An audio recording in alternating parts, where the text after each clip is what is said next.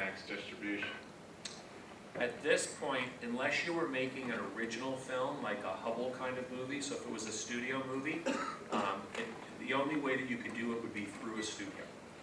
Our slots were booked into 2012. So if you came to me and wanted us to release a movie in the next 2 years, we couldn't do it.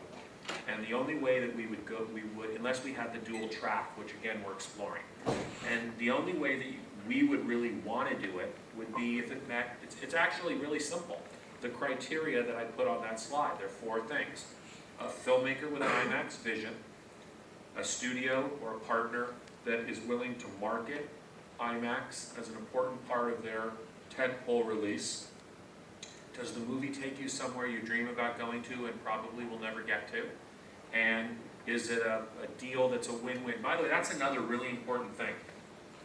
We've also learned that a good deal is a deal where you win and the other guy wins. There are a lot of people who think a good deal is you win and the other guy loses, and that's the fastest way to not have that person be a repeat customer. If they're going to be a repeat customer, they're going to make money and you're going to make money. And if the first time or two they have to make a little bit more than you do, so they feel comfortable, let them have it. Don't schnur them. Let them have it. And if you do, they'll come back for more. So if it was a studio movie, we'd want to get involved.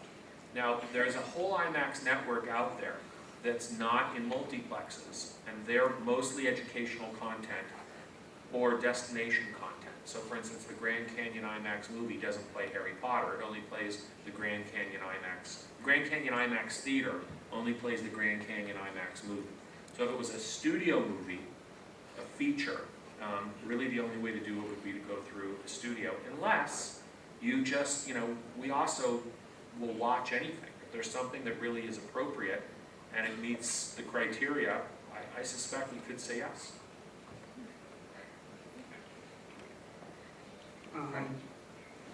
You can just...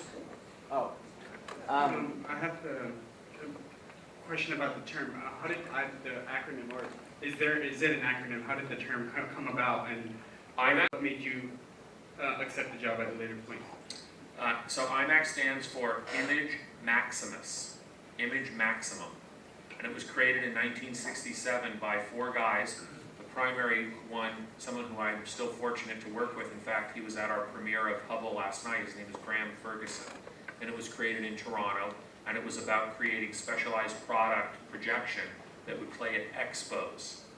And he created it, they created it in 1967, and IMAX stands for Image Maximus or Image Maximum. And the reason that I accepted the job the second time is because I had run out of money, and I have 3 kids in private school, and it was either that or take a studio job, and I just didn't have the energy to take a studio job anymore. And just, it's actually pretty funny. About 3 or 4 months after I accepted the job, I was kicking myself. Our stock was at 54 cents. There were lots of rumors that we were going out of business, and in fact, they were fair rumors. It was a possibility, and we just kind of hung in there. But I took the job because I needed a job, and I just didn't have the energy to go work at a studio. And this is really cherry picking. Now I work at all the studios, and I work on their best movies. I don't have to. When I worked at MGM, unfortunately, it's one of the reasons I'm no longer there. Some of the movies that I supervised weren't the greatest movies ever made. Anyone seen Super Dave, the movie? That was one of mine. I had some really good ones too. Fish Called Wanda I worked on, and Moonstruck, and Kingpin, which is probably my favorite. There were a lot of good movies, but for every Kingpin, there were 2 or 3 Super Daves. Up here. Hi. I'll go to you. You're next after this. Sorry. Do you guys ever get involved in the development stage of projects, or do you just wait for the finished product to come to you? We're getting involved earlier and earlier, and that's because our slots are taken, and because of differentiation, it's so important to us that we don't want to be like everyone else, because people don't come to IMAX for it to be ubiquitous. They come to us to have a unique and cool experience that they can't get anywhere else. So we're getting involved, not in the development of the script, but we are getting involved earlier in the development or design of the actual production. Like Chris Nolan. Chris Nolan and Wally Pfister, the DP on both, on all of his movies that we've worked on. They got involved with IMAX a year and a half before The Dark Knight started shooting. And they studied IMAX like there was no tomorrow. They did tests with our cameras, and we were very, very involved in that process. We had Jim Cameron in our office, either Jim or John Landau, his partner, or someone from Lightstorm, pretty much every day for 9 months before the movie came out.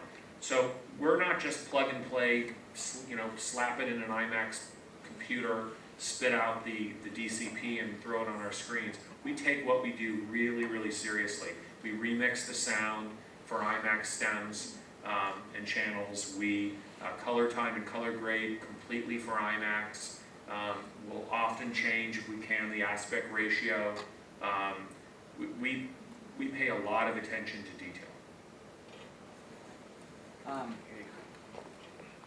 Thanks. I've been watching IMAX movies for a really long time. Like I saw Everest and stuff. And lately, like after I saw The Dark Knight at the San Francisco Metreon, and it was really cool. But ever since then, I've been nothing but disappointed with IMAX, because it seems like now the IMAX name is all that the company has. Because like I went to see Avatar in the two theaters that you actually mentioned earlier, the one that had the 70mm film and the one that was a digital one.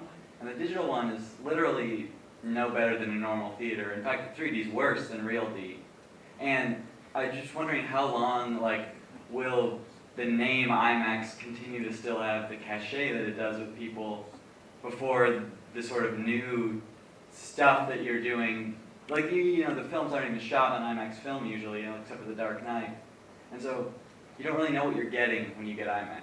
It's sort of a generic, like, quality thing, but not really, there's no definite thing. And that's been frustrating to me when I try to see an IMAX movie. Well, I'm sorry that it's been frustrating.